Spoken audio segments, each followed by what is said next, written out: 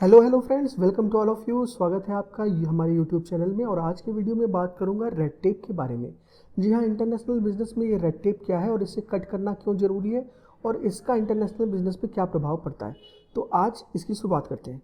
दोस्तों, what is red tape? Red tape एक excessive bureaucracy है, पेपर वर्क है और एडमिनिस्ट्रेटिव प्रोसीजर है, जिसके चलते हुए जो वर्क है वो डिले हो रहा है, इनएफिशिएंसी आ रही है और ऑब्स्टिकल आ रही है इंटरनेशनल बिजनेस में।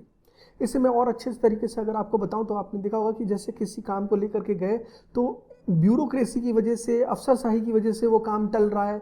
फाइल एक टेबल से दूसरी टेबल पे जा रही है, फिर उसको बेवजह की डिले की जा रही है उसमें, और बहुत सारा टाइम उसमें लगाया जा रहा है।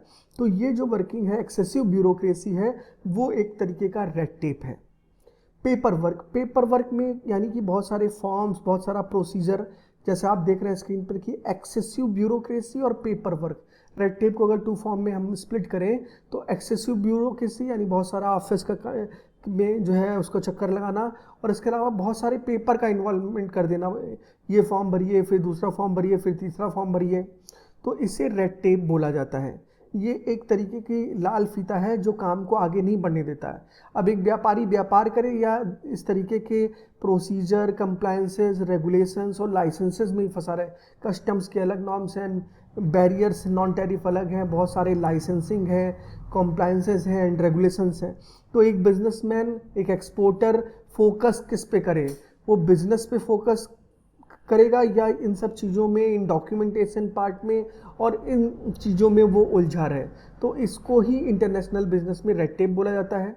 ये जो ब्यूरोक्रेटिक ऑब्स्टिकल है ये बहुत ही कॉमन है और बहुत सारी टाइम कंज्यूमिंग है। इसमें बहुत सारा पेपर वर्क इन्वॉल्व होता है, बहुत सारे डॉक्यूमेंट्स इन्वॉल्व होते हैं। और आपने याद होगा 90 के दशक का वो कॉमेडी सीरियल जिसमें ऑफिस में मुसद्दी लाल एक काम के लिए अलग अलग जगहों पर घूमते रहते थे। कभी कहते थे भाटिया जी के पास जाइए, कभी कहते पांडे जी के पास जाइए, कभी कहते हैं मिश्रा जी के पास जाइए, और इसी तरीके से अननेसेसरी डिले किया जाता था वर्क को, जो कि एक अच्छी बात नहीं है, जिसके चलते हुए काम टल जाने की वजह से बिजनेस पे, एक्टिविटी पे बहुत फर्क पड़ता है। एक बिजनेस जो है वो श्रिंक होकर के रह जाता है क्योंकि वो फ्री फ्लो ट्रेड नहीं कर पा रहा है। बेवजह के डॉक्यूमेंटेशनों में जब वो फंसता है तो ये बिजनेस को सिकोड़ करके रख दिया जाता है। इतने सारे कंप्लायंसेस, इतने सारे लाइसेंस, इतने सारे सर्टिफिकेशंस।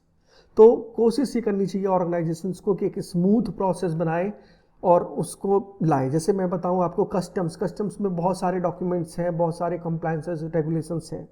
बावजूद उसके कस्टम्स ने क्या इंट्रोड्यूस किया? Single window system. एक तरीके का ये रेड टेप को हटाने का तरीका हुआ सिंगल विंडो सिस्टम।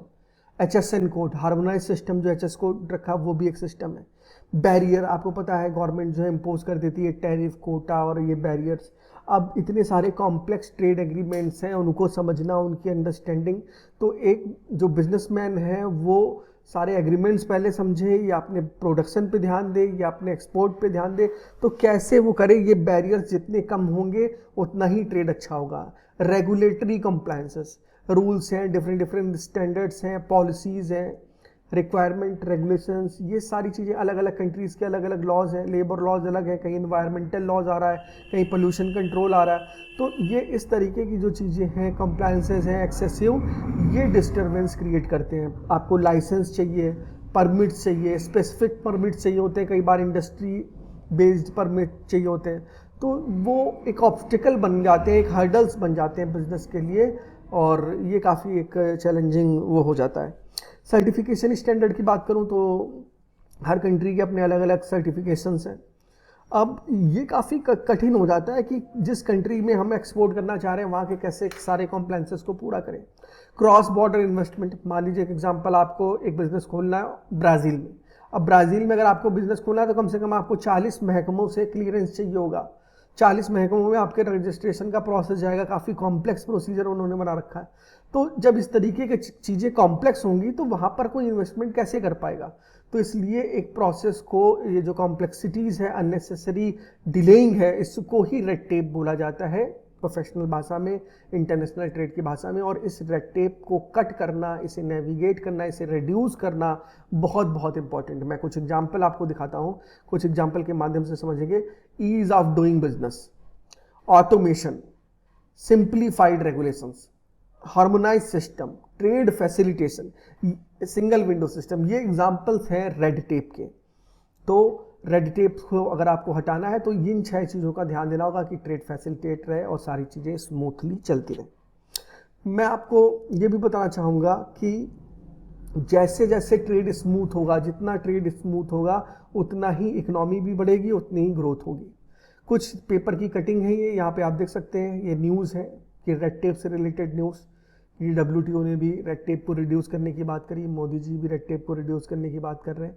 और इस रेड टेप का रिड्यूस करना बहुत ज़रूरी है, क्योंकि यकीन मानिए जब तक बिजनेसमैन पूरी तरीके से फोकस करके अपने बिजनेस में एक्सपोर्ट प्लानिंग में नहीं लगेगा, तब तक ये सारे चैलेंजेस आते ही रहेंगे। तो वो पहले अपने प्रोडक्ट पे फोकस करे या पहले इन कॉम्प्लायंसेस को संभाले। तो ये गवर्नमेंट ऑर्गेनाइजेशंस की रिस्पॉन्सिबिलिटी है कि इसको जल्दी से जल्दी रिड्यूस करें। उम्मीद कर रहा हूँ ये वीडियो आपको अच्छा लगा होगा। Thank you so much.